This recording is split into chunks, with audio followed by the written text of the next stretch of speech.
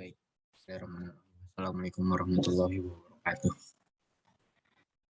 Jadi di sini saya akan memaparkan hasil laporan wawancara observasi kasus biopsikologi, yaitu terkhususnya pada penyakit stroke.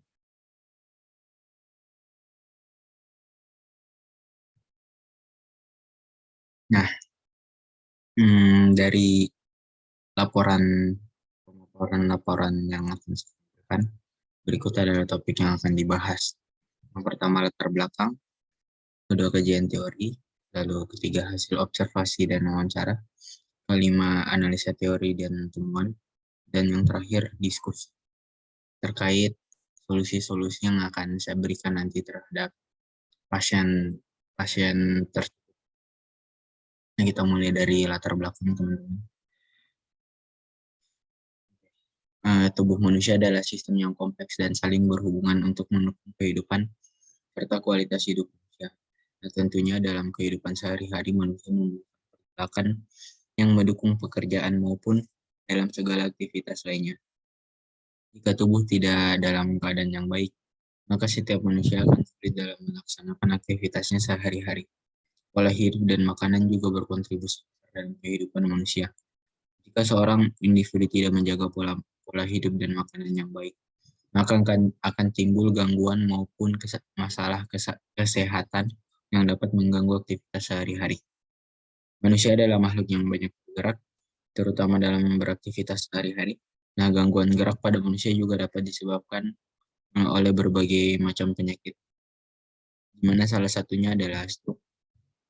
Stroke adalah penyakit gangguan fungsional otak vokal maupun general secara akut lebih dari 24 jam kecuali pada intervensi atau meninggal. Nah, berasal dari gangguan sirkulasi cerebral. Stroke merupakan salah satu penyebab kematian dan kecacatan neurologis yang utama di Indonesia. Lalu kita masuk ke bagian kedua, yaitu ada kajian. Secara patologi ada dua macam stroke, yaitu stroke sumbatan atau yang disebut dengan stroke iskemik. Lalu ada stroke pendarahan yang sering disebut dengan stroke hemoragik. Stroke iskemik terjadi ketika pembuluh darah ke otak mengalami sumbatan. Lalu stroke pendarahan atau hemoragik terjadi ketika pecahnya pembuluh darah yang menuju otak. Stroke biasanya mempengaruhi satu sisi otak. Bagian kiri mengontrol bagian kanan tubuh dan bagian kanan otak mengontrol bagian kiri tubuh. Jadi banyak kerusakan pada otak sisi kiri dapat mengalami kelumpuhan pada tubuh sisi kanan. Penyakit stroke terdiri dari dua jenis. Masyarakat umum biasa menyebutnya dengan istilah stroke sebelah kanan dan stroke sebelah kiri bagian tubuh. Seperti namanya, stroke sebelah kanan berarti ada gangguan terhadap pembuluh darah yang berdampak pada kerusakan sel-sel otak sebelah kanan. Kemudian gangguan pada pembuluh darah yang mengakibatkan kerusakan pada sel-sel otak sebelah kiri disebut dengan jenis stroke sebelah kiri. Orang menderita stroke memiliki faktor dan risiko stroke. Faktor risiko stroke dibagi menjadi dua, yaitu faktor risiko yang tidak dapat diubah dan faktor risiko yang dapat diubah. Faktor risiko stroke yang tidak dapat diubah adalah usia, jenis kelamin, ras, riwayat keluarga, dan riwayat stroke sebelumnya. Semakin tua usia seseorang akan semakin mudah terkena stroke. Stroke dapat terjadi pada semua usia, namun lebih dari 70% kasus stroke terjadi pada usia 65 tahun ke atas. Laki-laki lebih mudah terkena stroke. Hal ini dikarenakan lebih tingginya angka kejadian faktor risiko stroke, misalnya hipertensi pada laki-laki. Kemudian ada faktor risiko stroke yang dapat diubah. Hal ini penting untuk dikenali, yaitu penanganan berbagai risiko ini merupakan upaya untuk mencegah stroke. Faktor yang utama adalah hipertensi, diabetes, merokok, dan dislipidemia. Lalu ada diagnostik terhadap fungsi kognitif, motorik, dan emosi. Kognitif, stroke meningkatkan risiko untuk mengalami penurunan fungsi kognitif sebanyak 3 kali, sehingga merupakan efek yang biasa terjadi pada pasien. Kemudian gangguan kognitif yang umumnya muncul pada saat stroke adalah gangguan orientasi, registrasi, atensi, kalkulasi, mengingat kembali, dan bahasa eksekutif, juga sangat mempengaruhi pasien stroke. Salah satu gangguan kognitif yang menjadi masalah besar dan serius yang dihadapi pasien. Risiko terjadinya gangguan kognitif pada pasien stroke akan semakin meningkat bila pasien tersebut juga diiringi dengan penyakit seperti hipertensi, diabetes mellitus, penyakit jantung, dan lain-lain.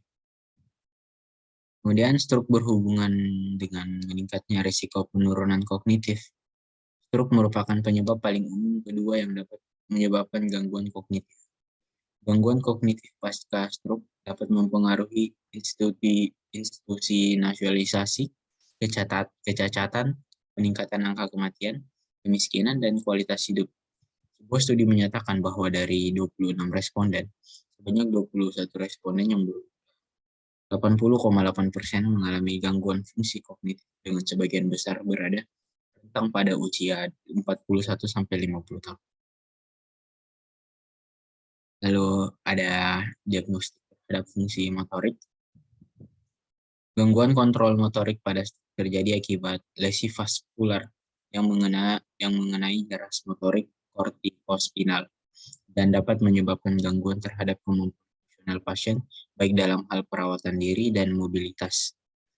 Survei on Disability Deficiency and Health Status oleh National Statistics Institute, evidensi absolut. Usia awitan stroke yang lebih muda, peningkatan jumlah usia lanjut dan munculnya terapi baru untuk stroke akut mengindikasikan akan adanya peningkatan jumlah penderita stroke yang hidup dengan kecacatan pergeseran. Ini mendorong perlunya peningkatan kualitas upaya rehabilitasi untuk meningkatkan kualitas hidup penyandang. Karena meskipun program rehabilitasi akut dan subakut tersedia, tetapi impairment dan disabilitas yang substansial dapat menetap hingga beberapa tahun. Neuroplastisitas susunan saraf pusat terus berlangsung sepanjang kehidupan. Cedera otak seperti stroke akan direspon dengan membentuk neuron baru atau yang biasa disebut dengan neurogenesis, vaskularisasi baru atau angiogenesis, dan pembentukan hubungan baru antar neuron atau sinaptogenesis. Lalu diagnostik terhadap fungsi emosi. Perubahan fisik yang terjadi akibat penyakit ini menimbulkan keluhan-keluhan rasa sakit pada penderitanya seperti sakit kepala, sakit punggung, leher, mati rasa, ataupun kelumpuhan. Keluhan rasa sakit ini disertai dengan perubahan emosi yang hebat yang diwujudkan sebagai pelampiasan dari rasa sakit yang dideritanya. Oleh karena itu, penderita biasanya menjadi sensitif, cepat marah, sulit mengendalikan emosi, dan mudah putus asa. Secara psikologis, penderita stroke memiliki perubahan dan keterbatasan dalam bergerak, berkomunikasi, berpikir, dan gangguan emosional yang nantinya akan sangat mengganggu fungsi peran penderita. Perubahan fisik membuat mereka merasa terasing dari orang-orang dan mereka akan berpikir bahwa dirinya tidak berguna.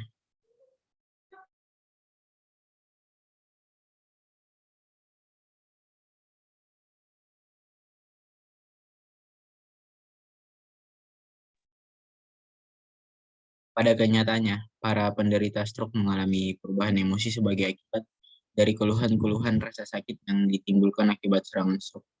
Pada umumnya, penderita kurang dapat atau tidak dapat menguasai diri lagi. Permasalahan-permasalahan yang dialami oleh penderita pasca stroke, baik secara fisik maupun psikologis, tersebut membuat penderita menjadi tidak dapat menemukan kebahagiaan dalam kehidupannya. Menurut Meres tahun 2015, keadaan jasmani individu yang bahagia lebih sehat dari penyakit dan lebih tahan menghadapi penyakit dibandingkan individu yang tidak bahagia. Penderita stroke mengalami gangguan emosional dan sulit mengontrol perasaan. Lalu ada hasil observasi dan wawancara. Yang pertama ada identitas dari klien saya, yang mana berinisial AN, yang lalu berjenis kelamin laki-laki, alamat Jalan Muhajar Kebayoran Lama, Jakarta Selatan. Tempat tanggal lahir CDM Puan 23 Januari 1971. 52 tahun, pendidikan terakhir SLTA, pekerjaan pegawai swasta, diagnosa stroke ringan pada tahun 2015, dan stroke sedang pada tahun 2021. Hubungan dengan mahasiswa yaitu keluarga kerabat. Untuk hasil observasi dan wawancara lebih lanjut akan saya jelaskan dalam analisa dan teori temuan. Nah, dari wawancara yang saya lakukan, klien mengalami 2 kali terkena serangan stroke. Yang pertama terjadi pada tahun 2015 dan terakhir pada tahun 2021 kemarin. Nah, dalam aspek motorik, pasien mengalami gangguan akibat lesi vaskular yang menyebabkan gangguan terhadap fungsional pasien dalam perawatan diri, seperti contohnya harus menggunakan popok, melakukan aktivitas buang air besar dan buang air kecil. Pasien mengalami penurunan fungsi motorik yang signifikan. Dia mengalami kesulitan bergerak di bagian kanan tubuhnya. Saat awal diagnosa, ia tidak bisa menggerakkan bagian tubuh sebelah kirinya, dari bagian pundak hingga kaki. Kemudian di tahun 2021, saat diagnosa yang kedua kalinya, pasien tidak bisa menggerakkan tubuh bagian kanan. Pasien tidak bisa beraktivitas seperti biasanya. Sekarang ia sulit bergerak dan hanya bisa berbaring di tempat tidur dan menggunakan kursi roda untuk bergerak. Kemudian dalam aspek kognitif, penyebab awal dari stroke klien yaitu diabetes mellitus. Hal inilah yang membuat fungsi kognitif pasien menurun. Pasien mengalami kerusakan di lobus frontal yang biasanya berfungsi untuk mempengaruhi fungsi fisik. Nah, salah satunya ialah bahasa. Pasien susah untuk berbicara dan berbahasa dengan baik karena stroke yang dideritanya. Nah, terakhir yaitu pada aspek emosi. Pada awal penyakit tersebut menyerang pasien, pasien merasakan shock yang berat dan tidak terima dengan keadaan tersebut dan juga sering melamun. Pasien juga sering marah akan keadaan dan menangis sendiri karena teringat dirinya yang tidak berdaya dan tidak mampu membantu keluarga lagi, terlebih jika ia dijenguk oleh keluarganya yang lain. Nah, lalu ada diskusi yang dapat saya ini paparkan. Dalam kasus klien di atas, ada beberapa masalah yang dirasakan oleh klien seperti gangguan kognitif, emosi, sensor motorik. Nah, di bawah ini saya akan memberikan beberapa rekomendasi untuk mengatasi atau mengurangi dari dampak tersebut. Yang pertama ada terapi kognitif. Berdasarkan sakit yang dialami oleh pasien, terdapat beberapa perubahan yang signifikan. Di antaranya pasien sulit bergerak sehingga tidak bisa melakukan aktivitas di luar. Lalu ada terapi emosi. Langkah menstabilkan emosi pada pasien bisa menggunakan teknik relaksasi. Teknik ini digunakan untuk meregulasi emosi pasien agar tetap tenang walaupun kondisi menekan. Relaksasi adalah cara paling cepat dan mudah untuk mengatasi kecemasan dan amarah. Pasien diminta untuk menarik nafas panjang dan menghembuskannya secara perlahan melalui mulut, seperti hendak meniup balon. Ini dilakukan saat pasien merasa sedang emosi. Manfaat dari teknik relaksasi ini adalah oksigen yang masuk ke tubuh akan memperlambat kerja jantung sehingga aliran darah akan stabil dan tubuh menjadi lebih tenang serta bisa mengontrol hormon stres ketika tubuh rileks atau santai. Pasien juga bisa mengucapkan istighfar secara berkala guna meredamkan emosi yang dirasakan. Lalu yang terakhir terapi motorik. Langkah terapi untuk meningkatkan fungsi motorik pasien yang pertama adalah pasien diminta untuk menggerakkan anggota badan yang mati rasa. Nah, manfaatnya adalah menstimulus anggota badan agar tidak kaku dalam berkegiatan sehari-hari. Yang kedua, pasien bisa melakukan latihan teknik meremas balon yang di dalamnya diisi tepung terigu. Nah, teknik ini bermanfaat untuk membantu tangan agar tidak kaku. Pasien tidak hanya meremas saja, tapi bersamaan dengan latihan untuk membuka jari jemari, siku, dan bahu seluas-luasnya agar bagian lengan tidak kaku. Seperti pada langkah peningkatan fungsi kognitif, hal ini juga akan lebih sempurna jika pasien rutin melakukan olahraga serta mengonsumsi makanan sehat yang bernutrisi tinggi seperti sayur dan buah-buahan.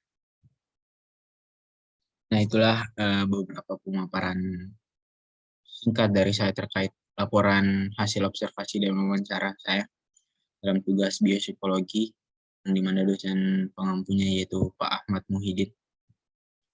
Dari saya, lebih dan kurangnya mohon dimaafkan. Semoga video yang saya paparkan dapat bermanfaat untuk kita semua. Wabillahi taufiq wal hidayah. Wassalamualaikum warahmatullahi wabarakatuh.